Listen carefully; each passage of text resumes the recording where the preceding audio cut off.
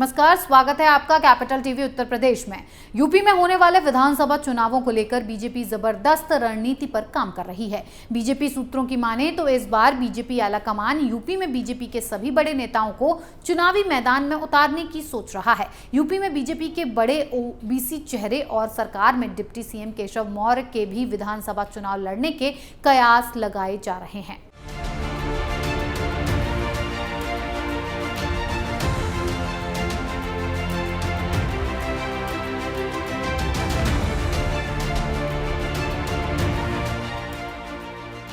महीनों बाद होने जा रहे विधानसभा के चुनावों में डिप्टी सीएम केशव प्रसाद मौर्य प्रयागराज की शहर उत्तरी सीट से ताल ठोकते नजर आ रहे हैं।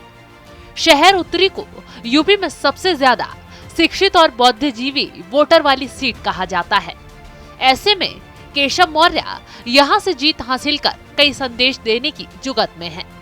वे ब्राह्मणों के साथ ही दूसरी अगड़ी जातियों के दबदबे वाली इस सीट से विधायक बनकर खुद पर लगे बैकवर्ड लीडर के ठप्पे को हटाना चाहते हैं।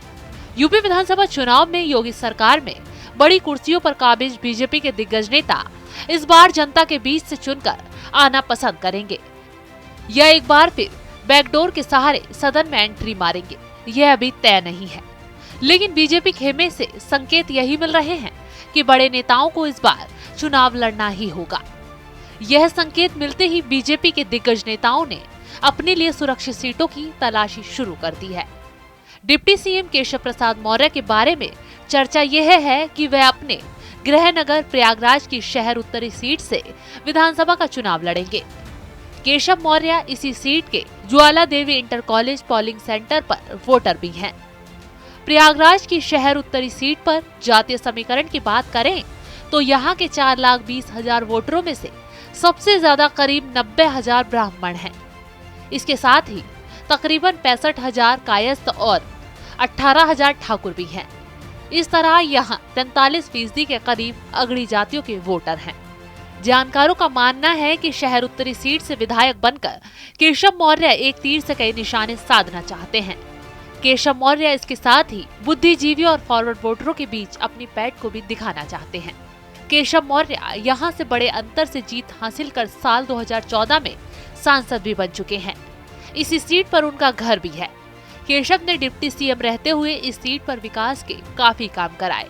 सिराथू से वे साल 2012 में विधायक चुने गए थे, जबकि फाफामऊ सीट जातीय समीकरण के हिसाब से केशव मौर्य के लिए खासी मुफीद मानी जाती है। यहाँ केशव को अपने बड़े सियासी कद, क्षेत्र में किए गए विकास के कामों और विपक्षी वोटरों के बिखराव का फायदा मिल सकता है। हालांकि उनके मुताबिक यहाँ से विधानसभा के सदन में पहुंचकर केशव कई संदेश देना चाहते हैं। उनका दावा है कि सपा बसपा का इस सीट पर अभी तक खाता न खुलना और कांग्रेस का कमजोर जनाधार केशव मौर्य के लिए मुफीद साबित हो सकता है। केशव मौर्य के अलावा खुद सरकार के मुखिया योगी आदित्यनाथ भी विधानसभा चुनाव लड़ सकते हैं। साथ ही सरकार और संगठन के बड़े नेताओं को चुनावी मैदान में उतारा जा सकता है। इस खबर में फिलहाल इतना ही। बने रहिए कैपिटल टीवी उत्तर प्रदेश के साथ। जय हिंद।